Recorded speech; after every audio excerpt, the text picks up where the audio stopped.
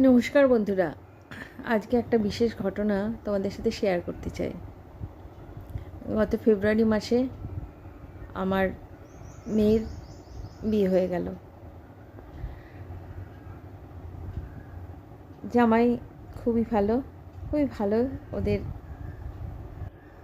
ওরা খুবই ভালো, ওদের মনের মিল। সে গেল এক কথা, কিন্তু বিয়ের আগে থেকে সবার যেরকম আনন্দ ছিল আমাদেরও সেরকম, বাবা মা হিসেবে আমাদেরও সেরকম আনন্দ ছিল যে বিয়ে ঠিয়ে সবাই মিটে যাবে, সবাইকে খাওয়া দাওয়া করাবো, ভালো করে আনন্দ উৎসব করবো, সব সব হয়ে গেল। কিন্তু বিয়েটা যখন হয়ে গেল, তারপরে সারাদিনের উপোসের পর যখন আমরা খেতে আসছি, মানে আমি খেতে আসছি, তখন বাজে রাত 2টো। তখন ক্যাটারিং সার্ভিস সব উঠিয়ে ফেলেছে। মানে ভেবেছে আর কেউ নেই, কিন্তু আমার কর্তা না ছাড়। আমি তো বলছি যে আমি খাবো না, কিন্তু আমার কর্তা না ছাড় বলছে তোমায় খেতেই হবে। কোনো রকম গিয়ে 2টো ভাত মুখে দিতে না দিতে একটু পোলাও, একটু মাংস এইসব খেলাম। একটু একটু করে, মানে খেতে পারছি না কোনো রকম। একটুখানি মুখে দিয়ে বললো যে না, মেয়ের বিয়েতে তোমাকে খেতেই হবে, না খেলে হয়, মেয়ের বিয়ে বলে কথা। যাই হোক, সেই কোনো রকম খেয়ে তারপরে লজ থেকে আমরা বাড়ি চলে আসলাম।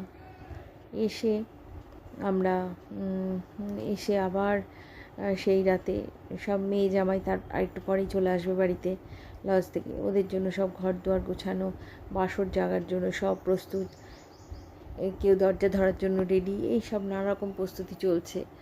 আর তার মধ্যেখানেও আমরা আমাদের ভাইরা সবাই মিলে ওদের জন্য সুন্দর করে সব গুছিয়ে গাছিয়ে রেডি করে রাখলাম। জল ঢল সব, সারা রাত ওরা জাগবে ওদের জন্য। তারপরে যথারীতি আস্তে না আসতেই দরজা ধরার পালা। সেই দরজা ধরে তাদের আরও আধ ঘন্টা দাঁড় করিয়ে রাখলো। প্রায় ভোর ভোর তখন ওরা ঘরে গিয়ে উঠে সারা রাত আরও কিছুক্ষণ, তখন প্রায় গান গান বাজনা শুরু হয়েছে সব। ওরা গান করতে করতে কেউ ঘুমিয়ে পড়ছে, কেউ অর্ধ ঘুমে, এইভাবে আস্তে আস্তে সব ঘুমের দেশে চলে গেল। তারপরে এভাবেই শেষ হয়ে গেল সেই বিয়ের রাতটা।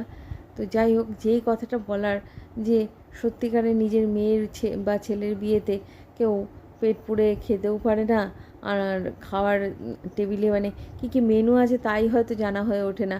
আমার তো স্টার্টারগুলোও দেখা হয়ে ওঠেনি। কী দুঃখ বলো তো।